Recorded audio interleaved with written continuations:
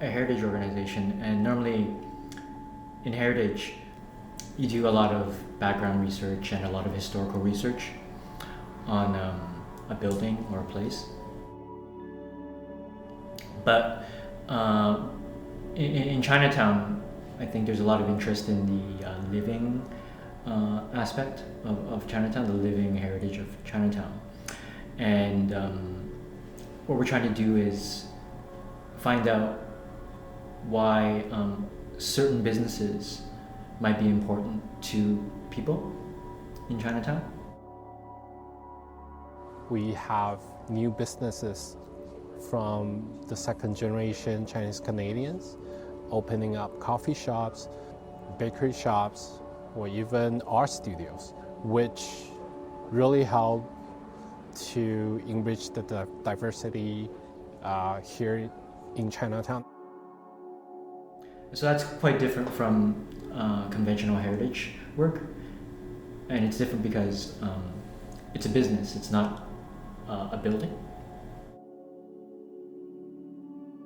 Yeah, we wanted to kind of have an element of the business talking about what they do, to really show the audience just kind of a glimpse of like a day in the life of their work, and the customers why they think it's important. So for the first segment, we interviewed Gamway Dim Sum in Chinatown, kind of interviewing William and his father, Susan, the business owners, and their story of why the business is important to them, what they're trying to share with the community.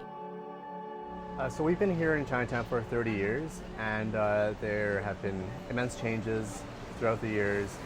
We started in '91, and I was basically born into the family and born into the business. In the business, when it first started out, was very, very busy. There were lots of people around, and as the times changed, people have moved out. But the core community have stayed in Chinatown, and that's the Chinatown seniors.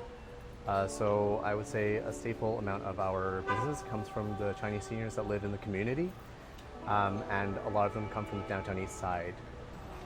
One thing that I myself have been trying to do is actually try and collaborate with a lot of these businesses that have come into Chinatown, and try and have them integrate themselves into the Chinatown community, into the Chinatown economy and the ecosystem.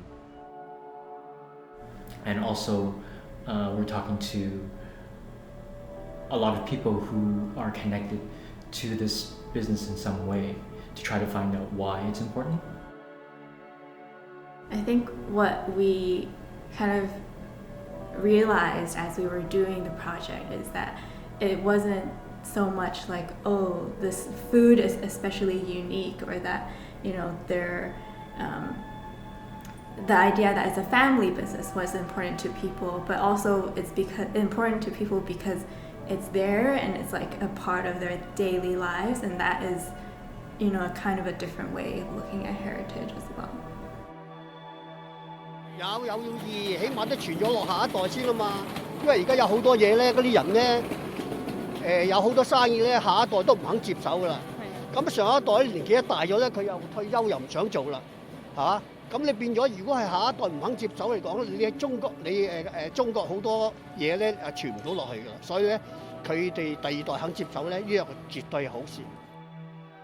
Normally, when heritage people do this, there's a sort of formal kind of document, and they call it a statement of significance, right? And it documents why this is important. You know, where it is, who designed it, you know, what's the history. We wanted to do it in podcast form because we want the story to be accessible to the general public, and people can learn about it. They can hear the owners talk about why it's important to them. They can hear customers talk about what they like about it, what's special about the business for them. 因为你要是对待香港人或广东人来讲，因为他卖的都是这种传统的点心嘛。你要是唐人街，现在我知道的卖这种传统的点心的就他一间了。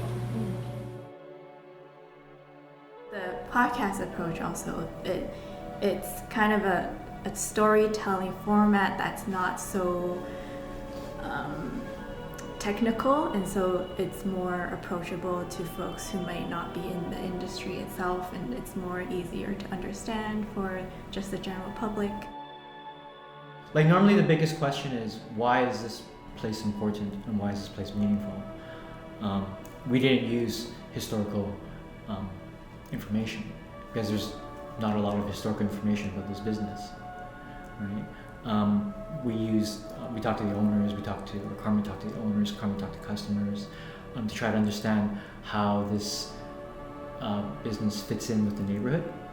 And I think what we learned is one thing that makes this place really meaningful is because it supports the neighborhood.